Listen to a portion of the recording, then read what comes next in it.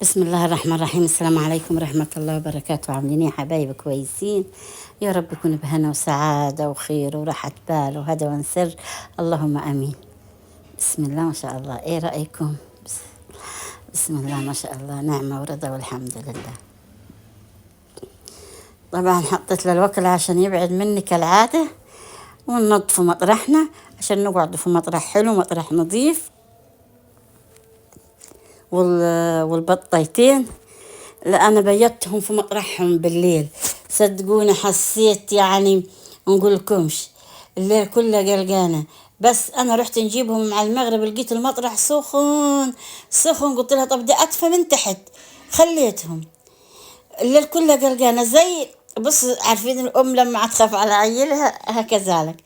بس فعلا في الصبح لما رحت اللي هنفتح عليهم بصراحة حسيت المطرح متلج، صح متلج. فبصراحة قلبت قرص، مش قلبت قرص الحاجة ما هيناش علي. مش عارفة ايه، لا يعني قلبت قرص ان حسيت حاجة صغيرة عرضتها للصقعة والبرد ده وواجهته كده، اقسم بالله. لا انا هنحطهم في كرتونة وهنحطهم تحت. هنخلي الكرتونة مفتوحة، وحط لهم برضه اكل. بس برضه جو الشقق سخن على على السطوح اللي واخد الهوا كله وكده، وهوا مكشوف. يلا الحمد لله. لا انا هنعمل حسابي اني ننزلهن تاني، حرام عليا يعني. لو كبرات شوية كان، لو مجموعة بيتا ليه نفوسهن مع بعض حيدفن بعض، لكن ديل اتنين صغننات ليصات. طب ما كترتيش ليه؟ ما كترتش، ما انا مش واثقة فيهن السلالة اللي انا عاوزاها. بعدين برضه بقيت نفحص ونشوف وندور على النت، لقيت لا مش هن برضه. دكتها يقولوا عيونها حمرة، عيونها حمرة. يلا الحمد لله. كده كده انا محتاجة اكان يعني، بس لقيت في الجودة مش هنجيب حاجة تاني. انا عاوزة نجيب الحاجة سلالة ويكون كويسة. دي ايه لينا كده كده الطير عياكل، فنجيب حاجة تاكل تديني انتاج احسن يعني. يبقى بص اوزان بسم الله ما شاء الله عليها. فايه الاكلنا، الاكلنا البيتنا. تبقى حاجة عندك مثلا كم كيلو نظفتيه بسم الله ما شاء الله وقطعتيه وحطتيه في اكياس عندك في الثلاجة هنيتك، فحتاكلي من قلب قوي. بصي حتبقى حاجة في بيتك وموفرة، عشان عندك كل حاجات الفضلات بتاعت بيتك هتوكلها له. احنا ليه يا جماعة؟ عشان اللي عندي غلة وعندي دقيق، الدقيق هو اللي هنوكله. الردة قصدي، الردة هنوكله بها طيورنا، هنوكلوها لطيورنا نعصده. وفي العصيدة يعني اللي ما جايبش علفة عندك طيور يا حبيبتي، تروحي مثلا ايه تجيبي بطين تكسريهم في الردة وتفركي تفركي تفركي تفركي لغاية ما ايه يبقاش كل البيضة دي والردة ما لهاش ملامح البيضة دي. يعني اهدي بدل العلفة انا هنعمل كده.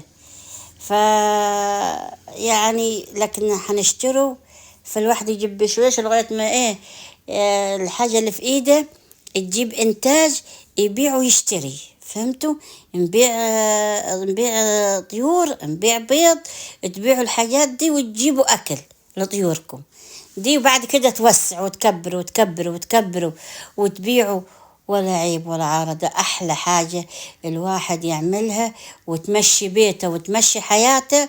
ولو كان مرتب فلوس جاية من برا دي ستي وفريها، اعملي بيها جماعي، الجماعة تعمل مبالغ، ابتدي بيها ايه بسم الله ما شاء الله مشاريع. ايه طب انتوا قلتيش على انتوا عارفين هالعجين بالذات الفطير ده، مية وملح بس فقط لا غير، ودقيق ايه النهاردة فينو، شوية فينو على شوية من الغلة، واحنا مش مكترين. بصوا يا جماعة، أكلة واحدة بس عشان الواحد تجي حلوة، وفضلت حاجة مش هتخسر، هتتاكل برضه، هتتاكل كده تمام.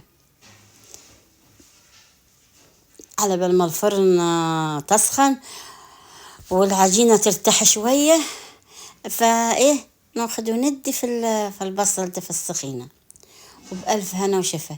يعني احنا زمان عشان الحر الصراحة والجو ما أكلناهاش.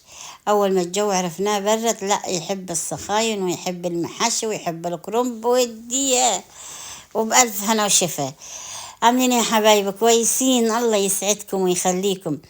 يا حبيبتي اللي هتقول لي أمي، وأنا يا حبيبتي ده أنا يزيدني شرف وأنا نطول يكون أمك. الله يديك الصحة وطولة العمر، وأنا أم الكل، أمكم وخالتكم وجدتكم وعمتكم وكل حاجة.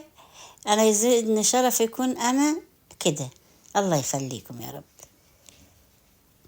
حطيت عليهم ايه شوية دقيق غلة بس، الى يعني انا ما عنديش خلص ولسه ما غسلت غلة، ما طحنتش يعني.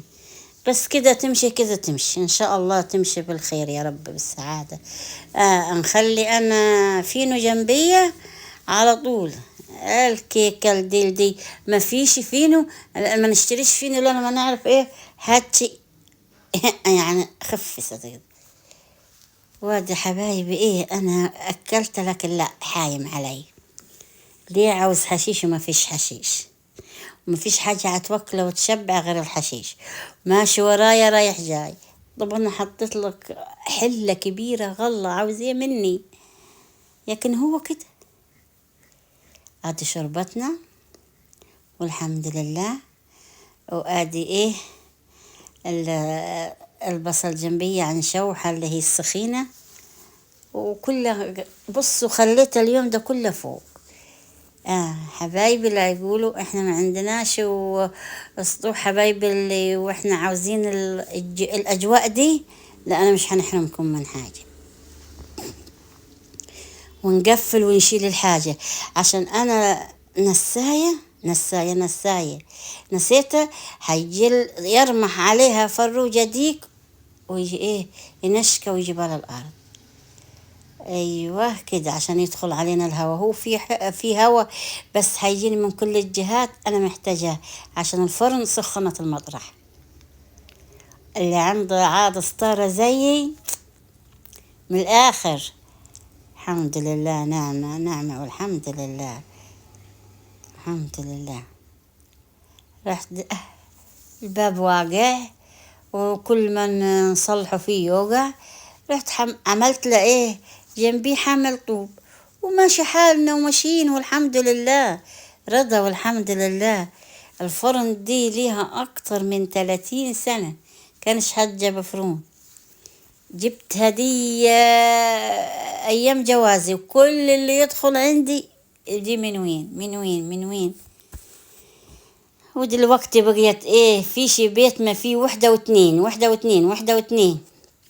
اللي معاه الكبيرة جايب صغيرة للصواني رمضان، والصواني اللي معاه صغيرة جاب الكبيرة. والحمد لله ربنا يوسعها علينا وعلى الجميع، اللهم امين يا رب العالمين. العمار حلو، الواحد يحط قرشة في حاجة عمار كويس.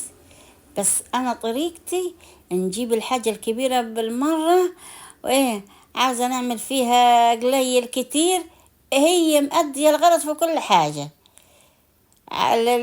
للعيوش والحاجات دي نعلي، حاجات ناعمة نهدي، وأدت الغرض. بس الفرن الكهرباء برد حلوة، دي ودي يمشوا. ربنا ايه يصلح الحال. وايه انتوا عاملين؟ شكرا يا حبايبي، الله يجبر بخاطركم ويسعدكم ويهنيكم ويديمكم في حياتي. ويخليكم لأولادكم ويخلي لكم أولادكم يا حبايبي وأحفادكم وكل حبايبكم على الكلام الحلو. الله يجبر بخاطركم زي ما جبرين بخاطري، الله يسعدكم زي ما ساعديني. هذا كب العلفة، وقلت لها لا مش هتنفع، هتكبرن وتبتدن دلقيت تتعفصن. لا على ايه، انا نجيب لي المراس الفخار اللي زي دي اللي تروح تطرشق منه وتبوظ، نرميها شي. حنرميها ليه؟ لها عازة، نقول نركنها وهتجي ايه، يجيها وقت زي كده. ادي جاها وقت، هذا الوقت وحطيت فيها علفة للطير، ما لفيتش كل حاجة. البايظة نركنوها، اللي عاوزة تترمي وتستحق تترمي تترمي، واللي زي كده نخليها، نقول نحط فيها أكل للطيور. وهماشى الدنيا، بس الواحد يفكر يعني. تمام التمام. طبعا أنا جايبة جلبية مش مستعملة، بس نظيفة، ولفاها طبعا معلش على وسطي وعلى جسمي كله، برضي عشان ايه مفيش حاجة تبان مني. تقولوش ايه دي يم غدا ولا ليه كده. ده اوسع حاجة، جلبية كبيرة رجالي، وجبتها كل خبزة انا مخليها هنا. كل خبزة نلفها على وسطي، خبزة العيش اللي زي كده. لكن الرخفان لا، الرخفان مش يعني نوسع في نفسه قوي، عشان ده ايه هيحب شوف نروح كده ونجي كده ونقطعهم. النهارده نعمة ورضا، عاملاهم غدوة يا جماعة، والله عاملاهم غدوة ونعمة ورضا برضه. وبقى منهم اللي يقعد يقعد، نكسره ونشيله.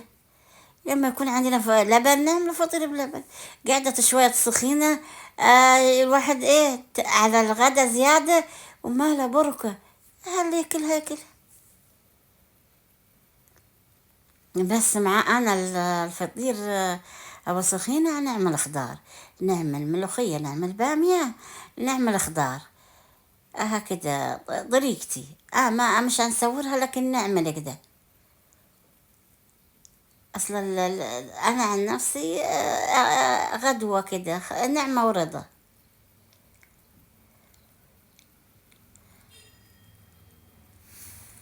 ورهفها وفينو حلو زي السكر نعمة، بس عاوزين الصح ولا. ونقول كلمة حق يا جماعة، الفطير، الفطير احنا نقولوا عليه فطير، انتوا تقولوا الفطير المشلتت على القروص، واحنا القروص قروص. بصوا كل بلد وطريقتها. ده اسمها الفطيرة بس السخينة، فطيرة بسخينة بس حلو. لا، في دقيق الغلة طعم حاجة حلوة خالص. بألف هنا وشفا. الفينو حلو وأبيض، ويبقى بصوا جميل ومنظر، بس دكة يبقى أحمر محمر على ده، وطعم صراحة. وبألف هنا وشفا، كده كده كله حيمشي وكله حيتاكل. بس الواحد ايه حاجات هيكون مواقف يتحط فيها. إلا شوية دقيقة غلة بس قليلة حطيتها في الفرد، وزعلت كده، افتكرت قلت طب ليه كانش حطيتها في العجين. يلا الحمد لله كلها خلصة. لا، أنا نحب السخينة تدي لون شوية عشان ما ترجعش البصلة تبيض، قالوا لي كده محمر حلو. بألف هنا وشفا على اللي كل وعلى اللي شاف. والله يسعدكم، ده أنا نتمنى نوديها لغاية عندكم. كل بلد وطريقتها، عاد اللي هيعمل زينا كده عارف السخينة والطعم. هي بس نظام هكذا يا جماعة، لكن قالوا يغمسوا فيها، طب يغمسوا في مية مش هتنفع، مش هتنفع صدقوني، ولا هي كده. خلاص كده هنطفي عليها، ادتنا اللون الحلو. هنحطها تلقيه.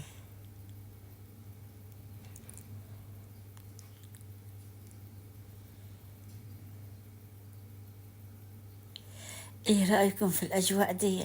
آه كده نطفي عليها، بس ما تطفوش مرة واحدة. بس ليه ما تطفيش مرة واحدة؟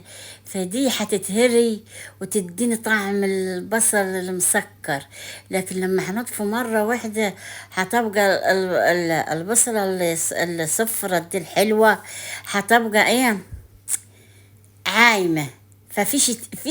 فيش التسبيكة، فاهمين؟ عايمة كده فيش التسبيكة. يعني ايه فيش التسبيكة وعايمة، يعني هتبقى الشوربة وال والبصلة، لكن عايمة فوق، لكن لما تديها شوية بشوية تخلط اللون الحلو اللي فيها في الشوربة، وتديها طعم أحلى ومسكر أحلى وأحلى، وتتهري شوية، تتهري الجامدة دي تلقوها نصها داب، والصغيرة شوية كده تلقوها اتهرت خالص، هتدي ايه طعم حلو. لكن مرة واحدة لا، حيعوم من فوق، وتقعد تغلي والبصلة بسمكها بكلها، هتحتفظ بكل حاجة، لكن لا كده هتخرط ما فيها. وبألف هنا وشفا. هذه معلومة البناتي الحلوين الصغيرين اللي ايه، اللي يشوفوا يعملوا ايه زيي، وكلنا نتعلم من بعضنا يا جماعة.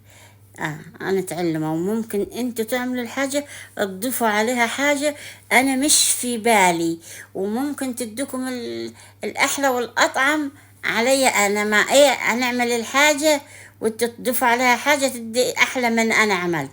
وكلنا نتعلم من بعضنا ونضيف اضافات من نفسنا احنا نفكروا. وبألف هنا وشفا.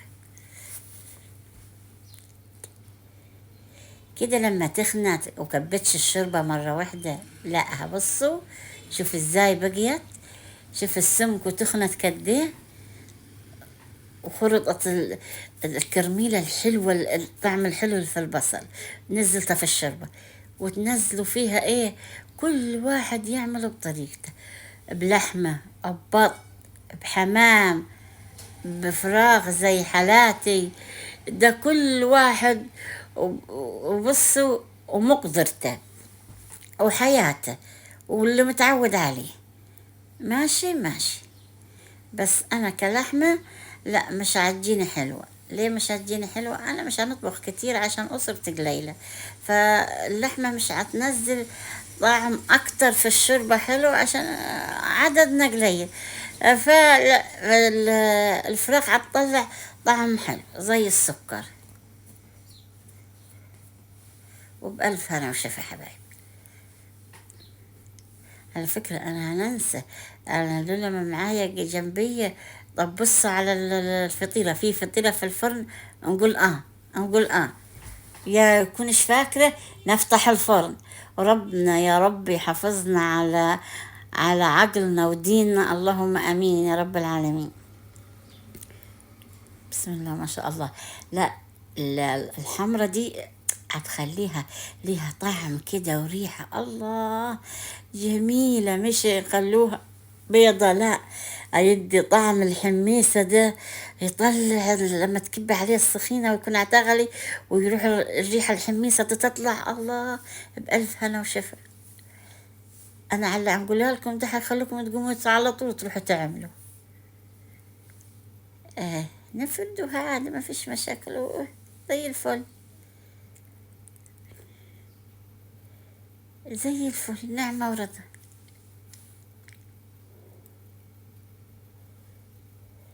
تمام. والأحمر ده يا جماعة يعني طعمه رهيب في اللبن، وبألف هنا وشفا. كده تمام والله زي السكر اللي ناكلوه مني النهارده ناكلوه، واللي يفضل بكرة الظهر اللي عاوز ياكل ياكل، أنا لا الحمد لله كده زي السكر. هي من فوق خلصت، بس انا جيت هنا حمرت عشان ايه الطير الصراحة لو قعمزنا كلنا هيلف حوالينا وينتش ويمشي، هيدعكنا يعني.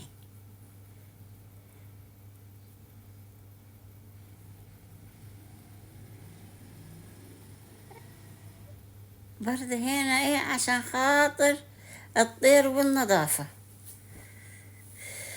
لا نحط لها ملح، حط لها ملح عشان خاطر ايه الدقرش في الحمير في الطوة او هتحمروا فيها، يخليها بسرعة تحمر الملح، ويخليها ايه تقلع ما تلسكش في الطوة الحمير. وكده الملح مش هيبقى زايد، بالعكس هتبقى حلوة وما فيش طعم الملح، بس هتبقى حلوة حاجة حلوة بألف هنا وشفا. وبالليمون فوق السخينة حطوا براحتكم هيبقى زي العسل، جنبيه مخلل. كمان لو رز حبة وحبة وفيها طمطماية صغنونة مستوية في الرز، وتروح تحطوه فوق الفطير وتكب عليه السخينة، ده حاجة تاني زي السكر. بس نعمل كده أنا، يعني لما يكون عاملة الفطير قبلها بيوم يكون كلها على بعضه، ما أنا نتعب. هنقعد تاني نعمل رز، والله هو في التلاجة، بس ما نحب ناكل الحاجة طازة. وبألف هنا وشفا والحمد لله ورضا، يا رب دمها نعمة واحفظها من الزوال. طبعا تلقي أنا في المصفى عشان ننزل الدقيق، جناب طرية واللي ناشفة ناشفة، وكده هو طريقة الفطير. والله وحشتوني وحشتوني، وعلى التعليقات الحلوة وحشتينا يا حبايبي. الله يسعدكم ويديمكم يا ربي بالصحة والهنا والسعادة وراحة البال، اللهم آمين يا حبايبي. كده زي الفل، ونحط عليه تاني الفطير بالذات ما يتكلش لما ما تحطيه كل مرة واحدة، لكن تروحي تعمليه قليل وتعوزي تفتي تاني وتعملي تكمل غداكي، ده من ربع المستحيل يبقى طعمه حلو زي ما الفتة الأولى. كانت معايا ست الله يرحمها تقول المرة التانية زي الفتة التانية. يعني ايه المرة التانية زي الفتة التانية؟ يعني المرة التانية مش هتتقبل ولا تتبلع زي المرة الأولى. يقول لها ايه ستي؟ تقول لي الفتة التانية زي المرة التانية. ليه يا ست؟ تقول لي لا التانية ما تتبلعش. تعودنا نقول لا الفتة التانية زي المرة التانية ما تتبلعش. الناس بدري دي كانت على ايه، على حكمة بصراحة. فنكتر يفضل منا تمام، ما فضلش مني يبقى، لو ما فضلش منا لا هيكون ايه، شبعنا. فضل منا عادي ما فيش مشاكل، بس اني يفت عليه تاني مش هينفع. لازم المعونة تكب شوية اللي فيها دي وتحطيها، بس هتفضل حاجة بسيطة، بس ما ينفعش، معروف هذا في الفطير ينفعش يحطوا عليها، يدوها للطير وتتغسل المعونة لما يكون في فاضل تاني سخينة عند الواحد، ويروح يفت من أول وجديد. بس لازم الواحد يحط الكبشة دي اللي تغلي دي لازم تغلي دي. لو محمرة فيها دي وشوية ال السمنة، واللي طلع من طعم وريحة اللحمة، وتجي تحطي عليها كبشة السخينة، لا تبقى حاجة تاني، حاجة تاني. بس بقيش الواحد قادر ياكل في السمنة ويحط في السمنة، ما مش هتحمل معدته. في حاجات كتيرة الواحد لما كل ما يكبر كل ما جسمه مش متقبل، وشكلها حلو زي السكر. صفرة لا، هي بس الكاميرا جايبها صفرة، فعلا مش صفرة، هي حمرة كده حلوة كده تمام، والنار قايدة على فكرة من تحت.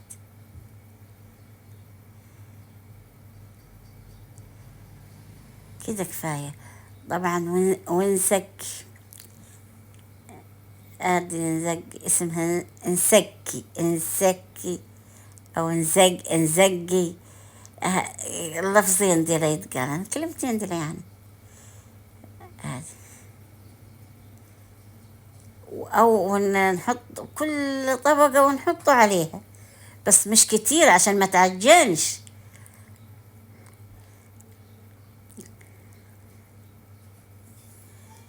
كده تمام.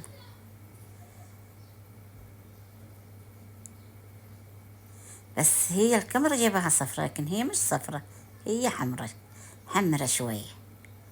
وبألف هنا وشفا.